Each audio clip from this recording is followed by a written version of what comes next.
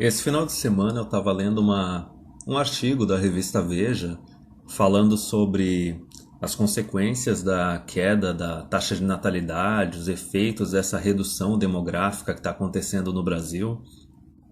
E enquanto eu estava lendo, tinha várias partes que eu lembrei de uma frase que diz o seguinte: não atribua a má intenção o que pode ser justificado por estupidez ou ignorância.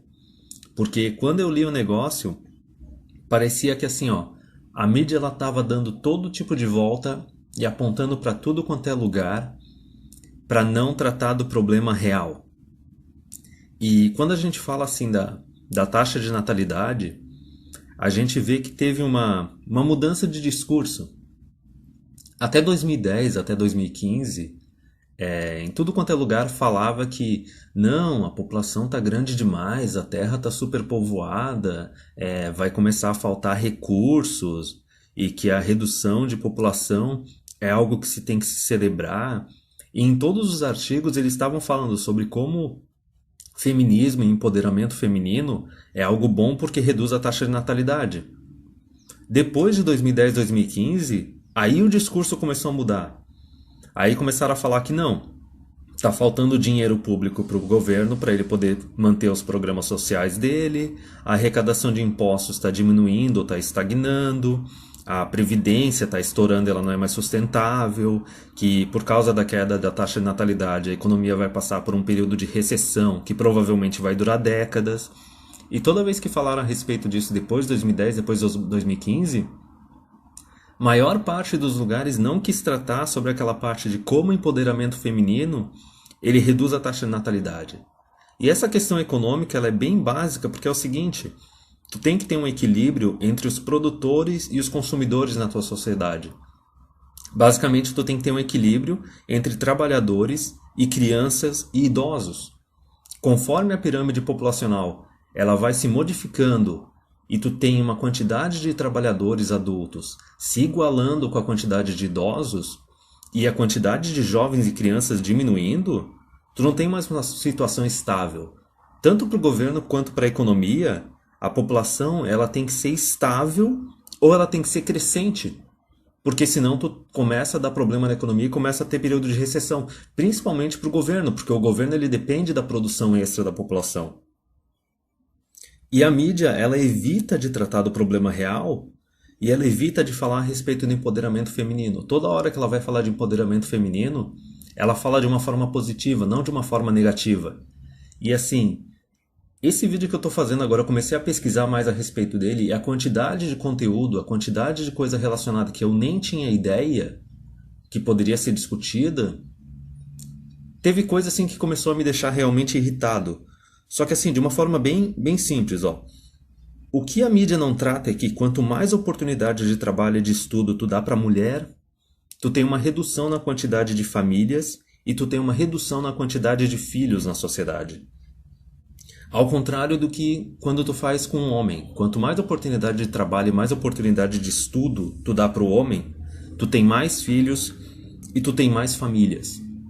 Isso é basicamente o reconhecimento de pergamia. A mídia, ela às vezes fala um pouco a respeito, mas não gosta de falar muito no assunto. A gente ainda está vivendo aquele mundinho de ilusão de igualdade entre homens e mulheres.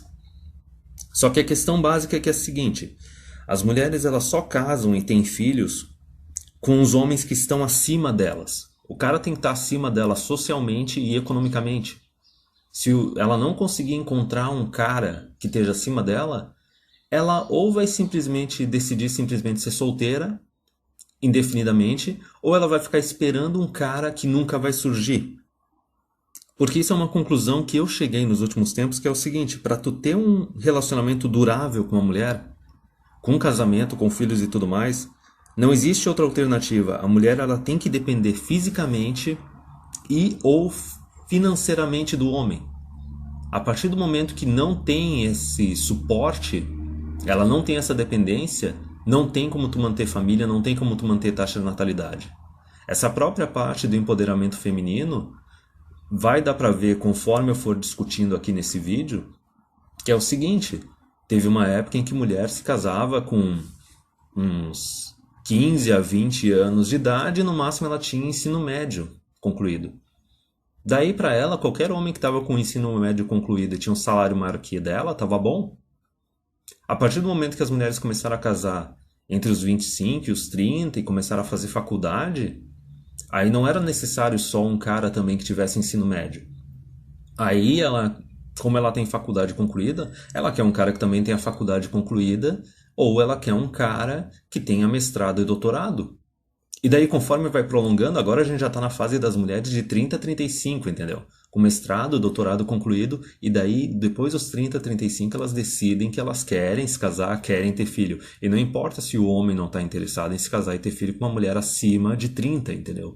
Não importa se o homem não acha ela mais tão atraente, ou ele não está mais tão desesperado para correr atrás de mulher. E daí a gente tem essa bolha das encalhadas, entendeu? O apocalipse das spinsters. Mas enfim, até a parte assim da participação das mulheres no ensino superior, eu não tinha ideia que o negócio estava tão acelerado do lado feminista aqui no Brasil. Isso é uma coisa que eu vou discutir mais pro final do vídeo. Eu pensei que aqui a proporção de homem para mulher nas universidades estava pau a pau. Só que aqui o negócio já está tão desequilibrado quanto na Europa e quanto na América do Norte. Então agora já foi a introdução, vamos começar a ler o tal do artigo da Veja. Então aqui, começando o artigo, já obviamente dava para ver que era uma mulher que escreveu o artigo, era uma vez um bônus. O Brasil passou meio século desfrutando o perfil demográfico ideal para um país que quer enriquecer e se desenvolver. Não soube aproveitar a chance e agora a vantagem está indo embora. Então assim, eles estão ignorando totalmente a questão assim da igualdade entre gêneros, o quanto isso detona com a taxa de natalidade, e estão partindo para um discurso de que, não, o detalhe é que assim, a gente não aproveitou aquele boom populacional para poder produzir dinheiro suficiente, riqueza o suficiente para agora conseguir bancar essa população mais idosa. Então, avançando no artigo, ó, a média, como eu já disse, né, a gente já está numa situação que já é acelerada. Eu estava até agora falando que assim, a taxa de natalidade brasileira é 1,8 filhos por mulher. Não, já está 1,7. E o aborto aqui não é legalizado. A gente já está com a mesma proporção de taxa de natalidade dos Estados Unidos. E aqui eles estão sendo um tanto otimistas. Eles estão dizendo que até 2040 a gente vai chegar a 1,69. Não, rapaz, 2040 o negócio vai estar muito mais baixo se o negócio não mudar. Então, continuando aqui o artigo, ó. Pelo menos uma vez na história, todos os países passam por um período especialmente favorável ao desenvolvimento, em que a parcela da população economicamente ativa, com idade para trabalhar entre 20 e 64 anos, esquece que mais para frente vão querer aumentar a idade de aposentadoria, mas continuando. Cresce mais rapidamente do que a fatia dos idosos e crianças, que não se sustentam sozinhos, dependem de quem está trabalhando. A esse intervalo positivo de tempo, que dura por volta de 50 anos, dá-se o nome de bônus demográfico. Resumindo, eles não estão mais tratando da parte assim do quanto a redução populacional, a queda da baixa natalidade, ela é prejudicial para a sociedade, para o governo, para a economia. Agora eles estão criando toda uma teoria de que isso dura 50 anos e que se a gente tiver um bônus econômico e aproveitar ele, tudo vai ficar bem. Continuando, ó. Com mais gente dentro do que fora do mercado de trabalho, gera-se riqueza e fica mais fácil promover educação, saúde e qualidade de vida. Então assim, ó, a Veja é aquela revista capitalista de direita opressora. Só que os caras estão defendendo o keynesianismo. Eles estão defendendo saúde, segurança, educação pública e mais recursos para governo para prover isso para a população. A pessoa não tem que ter dinheiro para pagar isso do próprio bolso, tem que depender do governo. Continuando. Bem administrado, o bônus demográfico é a porta de entrada para o mundo desenvolvido, que nem eu falei. O mundo desenvolvido para eles são aqueles estados socialistas da Europa que agora estão se ferrando e que não são nem um pouco sustentáveis. Continuando, ó. Mal aproveitado é a perda de uma chance de ouro para saltar de patamar. O Brasil, infelizmente, a perdeu. É aquela ideia que eles estão promovendo das décadas perdidas. A janela brasileira se abriu em 1970 e se fecharia em 2023, ou seja, já era um prazo apertado para virar uma mesa abarrotada de problemas. Agora, uma revisão de dados do Instituto Brasileiro de Geografia e Estatística, o IBGE, levou especialistas à suspeita de que o bônus pode ter começado a se fechar já em 2018. Ou seja, pela primeira vez o contingente de brasileiros aptos para o trabalho vai crescer em ritmo mais lento do que a população em geral.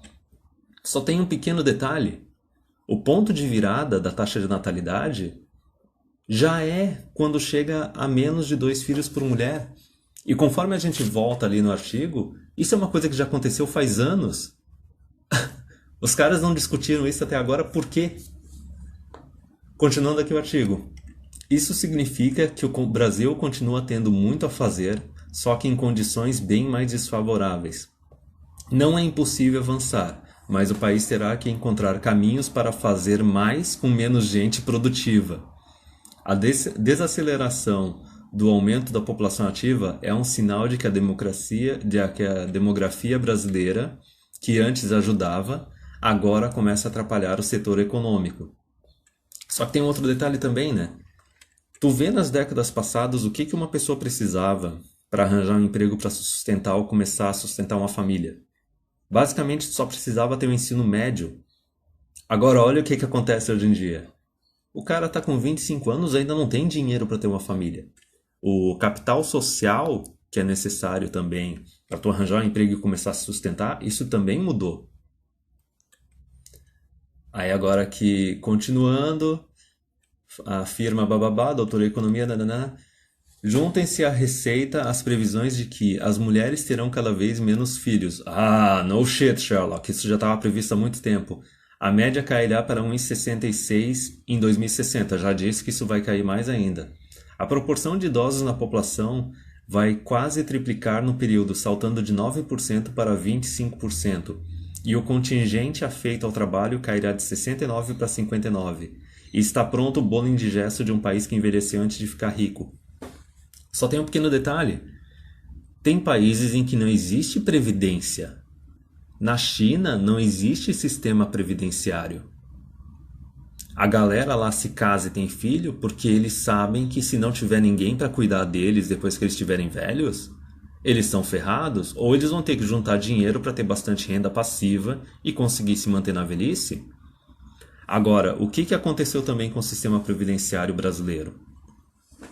A gente tem uma população que está com expectativa de vida acima da idade da aposentadoria, a expectativa de vida está crescendo, e daí a gente tem também mulheres que não estão casando, não estão tendo filho, estão chegando à idade idosa com 0 ou com 1 filhos e pediram divórcio e tudo mais. Só que elas vão viver pra caramba e vão absorver recurso público. Tipo, por que uma pessoa que teve menos de 2 filhos tem que ser recompensado? Por que uma pessoa que está pagando para a Previdência e teve 3, 4 filhos vai ter que ficar pagando para sustentar uma pessoa que não contribuiu, que não teve filho? É aquela mesma discussão, por exemplo, da reforma da Previdência, que as mulheres vieram com aquela justificativa do não, mas é a dupla jornada, o homem não ajuda dentro de casa. O fato do cara ajudar ou não dentro de casa é irrelevante. De novo, eles estavam dando volta em torno da questão principal. A questão principal é o seguinte, minha filha. Tu teve 2 filhos, tu fez a tua contribuição para a sociedade, para depois tu poder aproveitar do bônus da sociedade? Continuando aqui o artigo, dependência, o avanço dos idosos, o rombo na Previdência deve mais que duplicar em 10 anos. Aí aqui está a projeção deles, né? Do crescimento da quantidade de idosos. É uma pena porque assim, tudo quanto é estatística que eu vejo a respeito, eles só querem tratar a partir do ano 2000. Ou nesse caso a partir de 2010. Isso é uma coisa que os caras usam realmente para mascarar a realidade, porque assim, o ideal seria tu ter estatística dos últimos 50 anos, para tu ter realmente uma visão geral do que está acontecendo. Só que até mesmo na pesquisa de dados que eu fiz para esse vídeo, é muito difícil achar coisa de longo prazo. Aí aqui, ninguém sabe o exato momento em que o bônus demográfico vai se fechar por completo. Economistas e demógrafos têm opiniões distintas. Para a pessoa e seus colegas, que é o autor ali e tal, o fechamento acontece em 2018 porque a partir do momento em que o contingente da população ativa começa a crescer em ritmo menor que a população geral, entra em operação uma engrenagem que não tem mais volta, é irreversível. Já do ponto de vista dos demógrafos que se debruçam nas estatísticas com outro olhar, o bônus tecnicamente só acaba quando o tamanho da população ativa começa a diminuir. O fenômeno previsto para acontecer, segundo eles, em 2037. Só que o detalhe é o seguinte: tu tem que ver se tem oportunidade para essa população ativa. Porque eu não lembro quantos milhões era, mas o Brasil já tem uma quantidade de gente que não está trabalhando e não está procurando emprego bem alta. Eu não lembro exatamente, mas eu acho que era algo em torno de 30 milhões. Continuando aqui, a diferença de mais de uma década nos cálculos de economistas e demógrafos se deve aos conceitos distintos de população ativa. Os economistas referem à faixa etária dos 20 aos 64 anos, mais realista em termos de geração e renda. Os demógrafos trabalham com a faixa dos 15 aos 64. Só tem um pequeno detalhe. Quem é que trabalha com 15 anos aqui no Brasil? O próprio salário mínimo, a lei do salário mínimo, coloca um monte de adolescente fora do mercado de trabalho. Se houvesse algum sistema assim de tipo ter trainee ou estágio ou emprego de meio período em que não existe salário mínimo, poderia ser pago metade ou 75% do salário mínimo, pode ter certeza que ia ter muito mais jovem trabalhando e se qualificando. Só que o próprio salário mínimo e as exigências de ensino superior ou técnico já são barreiras, coisa que antes, algumas décadas atrás, não havia. Continuando, diante da situação atual do país, porém, as diferenças nas projeções viraram uma questão de semântica. O bônus não fechou, mas começa a se fechar. Na prática, no entanto, já jogamos a oportunidade fora. Não há como o Brasil se beneficiar dele com um desemprego tão alto e a economia sem perspectiva de melhorar tão cedo. Que nem eu disse, eles ficam culpando a economia, mas eles não tratam da questão da CLT, do porquê que é tão difícil uma pessoa trabalhar e se qualificar. É muito mais produtivo e muito mais eficiente a pessoa ter a oportunidade de entrar numa empresa, trabalhar meio período, fazer algo de trainee, ganhando pouco, e daí já ir aprendendo o que é realmente exigido pelas empresas, do que ter que ficar procurando curso por fora e bancando com o próprio dinheiro cursos por fora que podem não necessariamente ser o que as empresas estão precisando. E daí aqui, ó, diz o demógrafo babá, doutor babá. O número de brasileiros sem trabalho está em 65 milhões, é o que eu falei. Recorde da série iniciada em 2012, quando eram 60 milhões. É um número alto pra caramba, levando em consideração a nossa população. É menos dinheiro girando para cobrir o rombo da Previdência, que está em 270 bilhões de reais. Em 2017 deve mais que duplicar para 700 bilhões em 10 anos. Então, que nem eu disse, opções de meia jornada, programa de trainee, programa de estágio, que tu fica treinando durante uns 6 meses ou um ano numa empresa, recebendo um salário mais baixo, mas se qualificando, isso seria uma forma ideal de absorver essa galera. Só que por que essas oportunidades só estão reservadas a quem faz ensino superior e ainda assim a determinados cursos? Não tem como tu absorver essa galera simplesmente aumentando a quantidade de requisitos que essa galera precisa para poder entrar no mercado de trabalho. Aí, agora é a questão da solução proposta deles, que depois eu vou mostrar como não é solução. Ó, lição feita. Coreia do Sul. Educação de qualidade e bônus bem aproveitado. Sente o socialismo nesse artigo, né? Mais cedo ou mais tarde, o bônus demográfico acaba em toda parte. Quem faz a lição de casa aproveita o intervalo para melhorar as condições de vida da população e investir pesadamente em educação, um ingrediente vital para o desenvolvimento. Sinceramente, me diz como se dá ou não dá para ver que quem escreveu esse artigo é uma mulher. Vamos lá. O resultado é um salto de produtividade que, quando o bônus se for, compensará a presença menor de pessoas aptas ao trabalho na população em geral. Na Coreia do Sul, cujo bônus demográfico se abriu por volta de 1970, uma vasta reforma do sistema educacional culminou com 100% dos jovens de ensino médio e 80% avançando para a universidade. O Brasil tem 66% dos adolescentes no ensino médio, e desses mais da metade não se forma. Só tem um pequeno detalhe. tá? Isso daqui, de novo, é aquele discurso de que todo mundo tem que fazer universidade. Não, cara. O mercado não precisa de tanta gente com ensino superior. O mercado precisa bem mais de gente com ensino médio e um pouco de ensino técnico do que gente de ensino superior. Não existe vaga de ensino superior para todo mundo no mercado. Se tu simplesmente decidir, não, eu vou colocar todo mundo no ensino superior, beleza. Tu vai ter um monte de gente com diploma que não vai estar trabalhando naquilo para o qual ela se formou. Continuando aqui. Conclusão, enquanto a produtividade sul-coreana dispara a 7% ao ano, a brasileira não chega nem a 1%. Ela está atribuindo tudo isso à educação. Existem outros fatores. É tecnológico principalmente, e de legislação também. Liberdade econômica também entra nisso daí. Mas, né? Em outra medida de progresso, o Índice de Desenvolvimento Humano de 0 a 1, o país desperdiçou sua vantagem demográfica, estacionando em 0,7. Todas as nações que passam de 0,9 aproveitam bem o bônus. Eu não sei como é que é esse IDH, mas assim, muitas vezes esses índices eles não avaliam o quão bem ou quão feliz é uma população. Geralmente eles avaliam o quanto o país é socialista, o quanto tem dinheiro público indo para a população através de serviço social, através de políticas sociais. É bem mais benéfico quando a população tem dinheiro do próprio bolso para pagar por o que ela precisa, não precisa depender do governo. O Brasil agora terá de navegar para o futuro com os ventos demográficos soprando contra.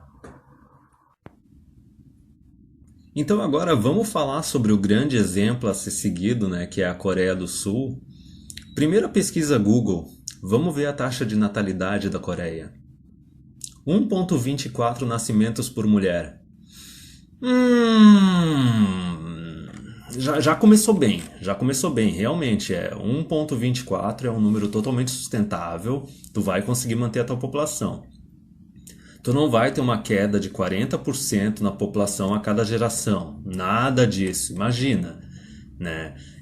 A própria pessoa do artigo da Veja falou que tem que existir um equilíbrio entre quem está produzindo e quem está recebendo na sociedade.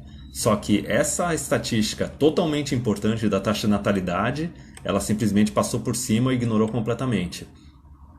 Então vamos pegar um artigo aqui bem engraçado, que eu acho que deve ter menos de um ano. Estudantes da Coreia do Sul são forçados a ter encontros como uma medida desesperada do governo para tentar aumentar a taxa de natalidade. Aí aqui mostra que, ó, estudantes de duas universidades da Coreia do Sul, eles estão tendo que passar por cursos mandatórios no qual eles têm que ter encontros com os colegas de classe para tentar aumentar a taxa de natalidade do país. Então, tu tá na tua universidade e tu basicamente tem que ter um curso no qual tu é obrigado a sair com alguma guria da tua universidade e esquece que, ter filho enquanto tu ainda tá estudando é uma merda, tá ligado? Mas, não, vamos aumentar a taxa de natalidade de qualquer jeito. Aí aqui, ó, aí tem os cursos para encontros, para sexo, relacionamentos, babá, e que a geração ela tá dizendo não para relacionamentos tradicionais, voltados para a família. Quem é da comunidade migtal, por que será que isso está acontecendo, né? Será que isso é porque o homem não tem mais direito ou autoridade nenhuma, seja socialmente ou legalmente, no casamento e na paternidade? Porque a mulher é que decide tudo e a mulher pode a qualquer momento pedir o divórcio e ferrar com a vida do cara, tomar metade de tudo que ele tem, ainda tomar as crianças e tornar ele um escravo durante décadas? Então, assim, ó, muitos jovens estão desistindo de casamentos, de relacionamentos e de ter filhos por causa das pressões econômicas, dos custos das casas. Isso realmente faz sentido, porque a maior parte dos imóveis pertence à geração anterior, que comprou e usou esses imóveis para fazer investimento. E por causa disso tem menos moradias a um preço mais acessível para a geração mais jovem. E tem outra questão, ó. Alto custo de universidades, as tuition fees, e o desemprego. A mulher que escreveu o artigo da Veja em nenhum momento citou isso, que pode estar tendo desemprego e o custo do ensino superior na Coreia. Na cabeça dela, tudo isso é magicamente, entendeu? É só jogar dinheiro público do governo que resolve. Aí agora aqui, nananana, continuando um pouco. Ah, tá, eles estão sendo ensinados na universidade a como encontrar um parceiro e manter um relacionamento sustentável. Que nem eu disse no começo do vídeo, não existe esse negócio.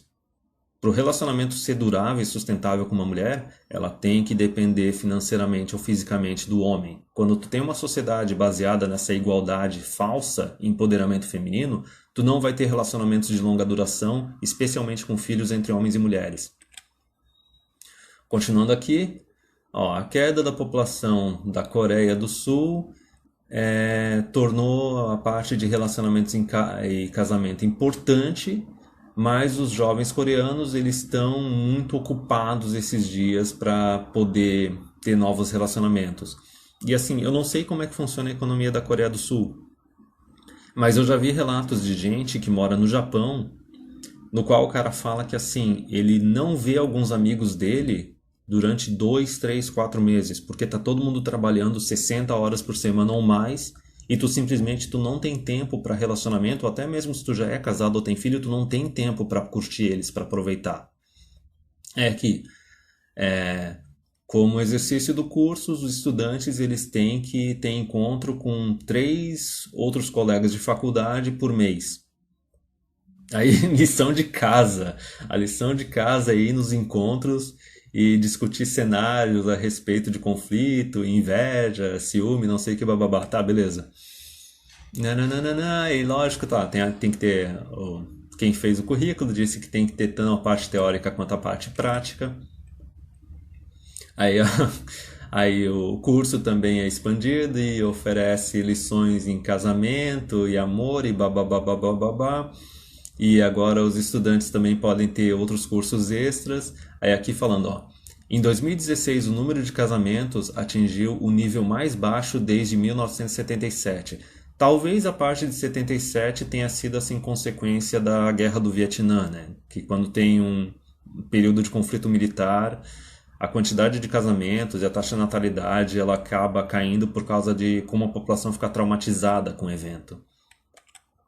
Só que aqui, ó, a taxa bruta de casamentos é 5,5 por 1.000 pessoas. E quando eles começaram a pegar as estatísticas em 1970, essa taxa era de 295,1 por 1.000 pessoas. Então tu já vê o quanto o negócio está crítico. E olha aqui a cereja no topo do bolo, né? Seul gastou 50 bilhões tentando aumentar a taxa de natalidade. Isso é dinheiro público. Então vamos falar de estatística, vamos chegar na parte boa, na parte factual do vídeo, porque no artigo da Veja não teve estatística porra nenhuma. Até mesmo, pelo menos no artigo internacional ali sobre a Coreia do Sul, eles entregaram algumas informações. E assim, é isso que me deixou irritado e que é uma coisa que eu já imaginava, que assim, ó, a mídia aqui no Brasil ela é bem mais camuflada, ela é bem mais esquerdista. O negócio é muito escondido debaixo do pano.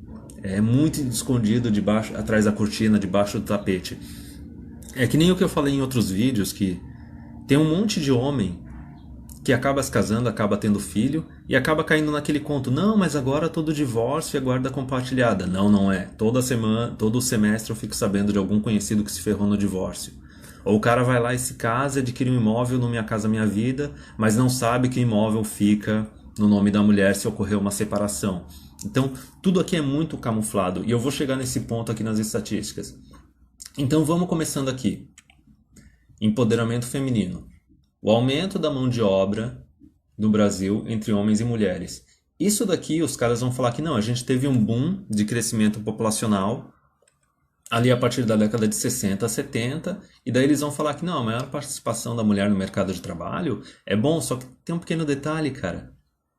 O crescimento populacional não ocorreu naquela época por causa da participação da mulher no mercado de trabalho.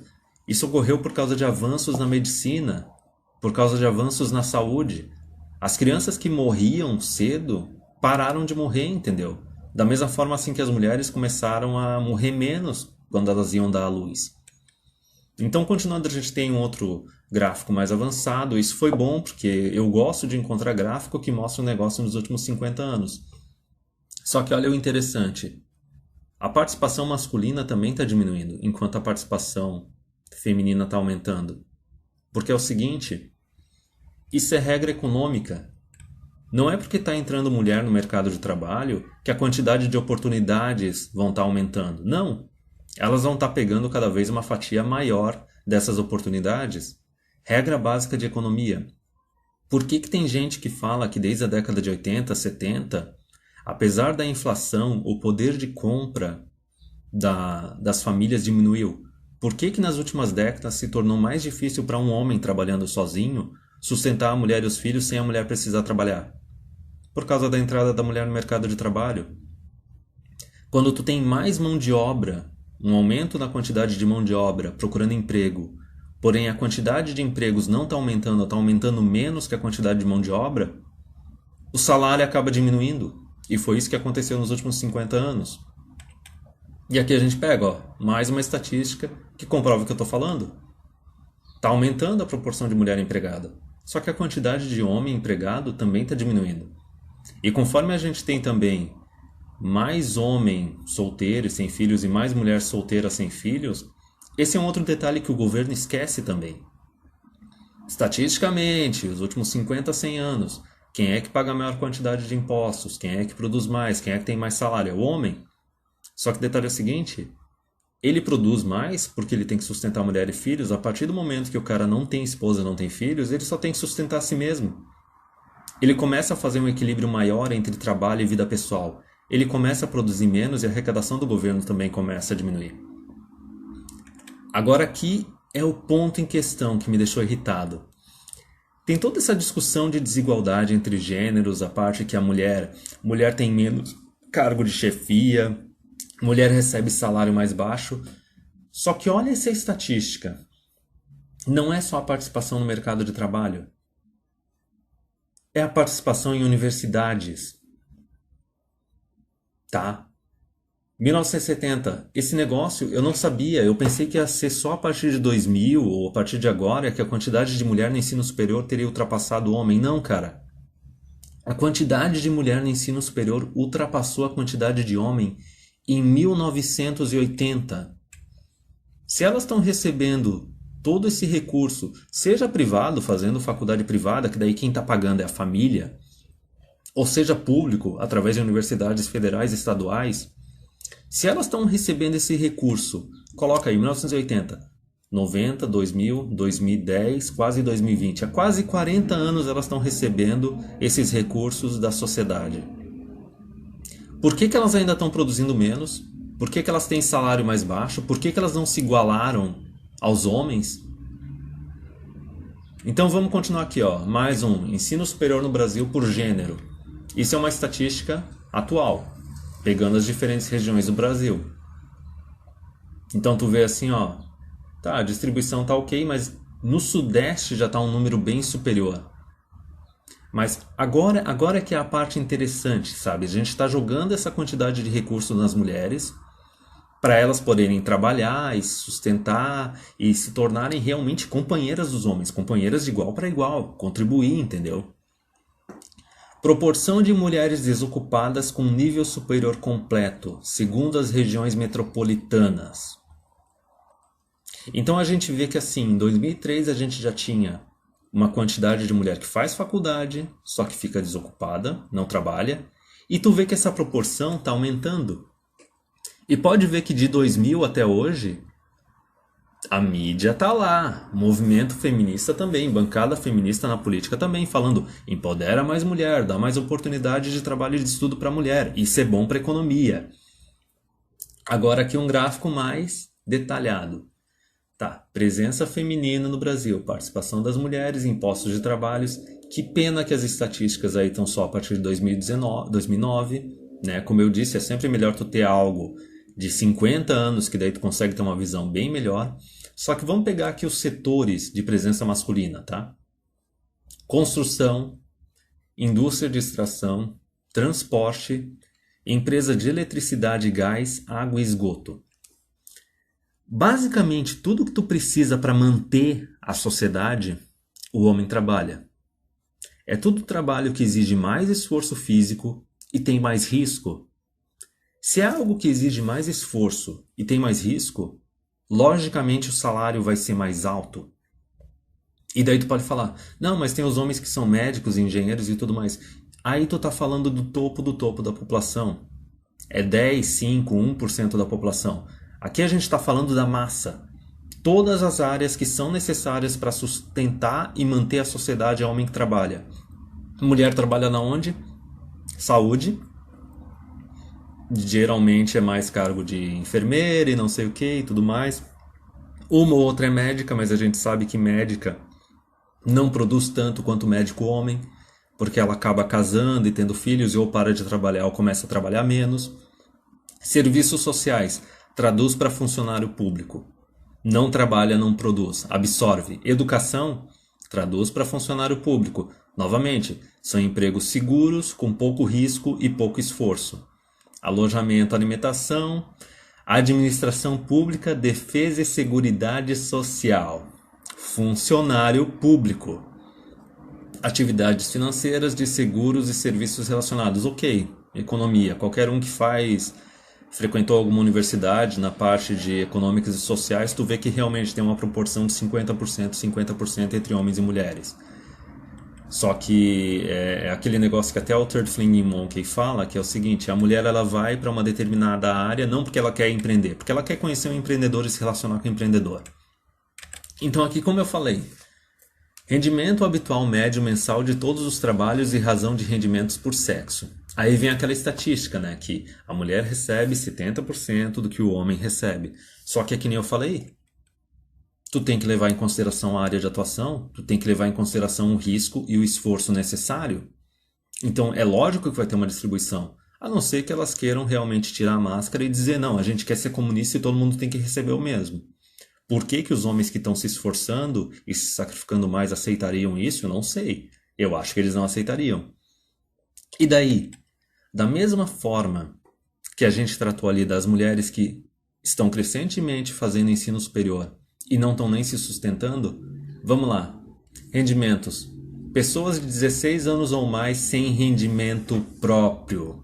Então tu vê que assim, ó, independente do nível de formação, educação básica, média, superior, ainda assim as mulheres são as maiores dependentes da sociedade. Vão estar dependendo da família, do governo, do marido, do namorado, mas enfim, é uma proporção bem alta. E daí tem aquele detalhe, é que nem eu falei, o homem se sacrifica mais. Ele faz serviços mais estressantes, mais exigentes, que tem mais risco. Isso reflete na expectativa de vida do trabalho brasileiro. Só que assim, ó, que nem eu falei, à medida que o homem não tem mais esposa, não tem mais filhos, a tendência é a expectativa de vida entre homens e mulheres se aproximar. Na verdade, em últimas notícias já estão fazendo alarde dizendo que a expectativa das mulheres está reduzindo, está diminuindo mais do que a dos homens. Só que ainda assim o homem está morrendo mais, em maior proporção. E agora o último gráfico.